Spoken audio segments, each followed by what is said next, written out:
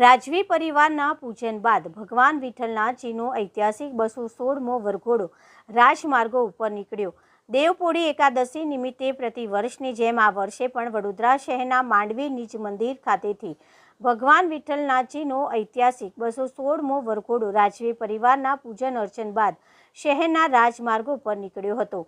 વર્ષોથી ચાલતી આવતી પરંપરા મુજબ દેવપોળી એકાદશીએ ભગવાન વિઠ્ઠલનાથજીનો ઐતિહાસિક વરઘોડો રાજવી પરિવારના પૂજન અર્ચન બાદ આ નીકળ્યો હતો, જેમાં રાજકીય બિન રાજકીય મહાનુભાવો સહિત મોટી સંખ્યામાં ભક્તો જોડાયા હતા।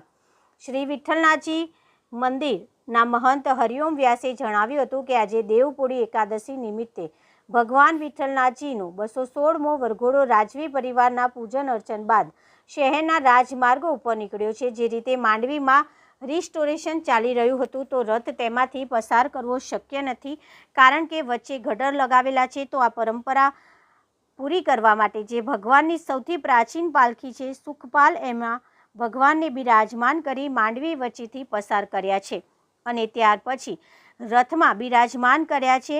આ રીતે વર્ષોની પરંપરા જાળવી છે। આજથી ચાતુર્માસની શરૂઆત થઈ છે। 4 મહિના શુભ કાર્યો માટે વર્જિત છે। આથી ભગવાન વિષ્ણુ પાતાળ લોકમાં શયન કરવા જશે અને સૃષ્ટિનું સંચાલન મહાદેવજી કરશે। તો હવે ચાતુર્માસના 4 મહિના આપણે હિન્દુ સનાતન ધર્મ ભાઈ બહેનો ખૂબ જ ભક્તિભાવથી ભગવાનનું ધ્યાન ધરી અને ભગવાનના આશીર્વાદ પ્રાપ્ત કરીએ એવી ભગવાન વિઠ્ઠલનાથજીના ચરણોમાં પ્રાર્થના છે, તેમ જણાવ્યું હતું।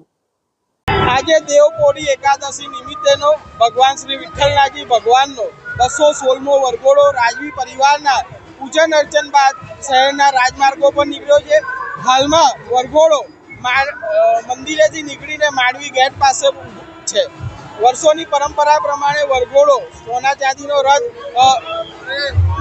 રથ માંડવી નીચેથી નીકળતો હતો, પણ જે રીતે માંડવીનું રિસ્ટોરેશન ચાલે છે અને ગડરો ઊભા કરેલા છે તો આ રથ નીકળી શકે એમ નથી। પણ આ પરંપરા વિઠ્ઠલ મંદિર પરિવારે જે વર્ષો જૂની સુખપાલ પાલખી છે એમાં ભગવાનને બિરાજમાન કરી અને ભગવાનને માંડવી નીચેથી લાવ્યા છે અને ત્યાર પછી રથમાં બિરાજમાન કર્યા છે।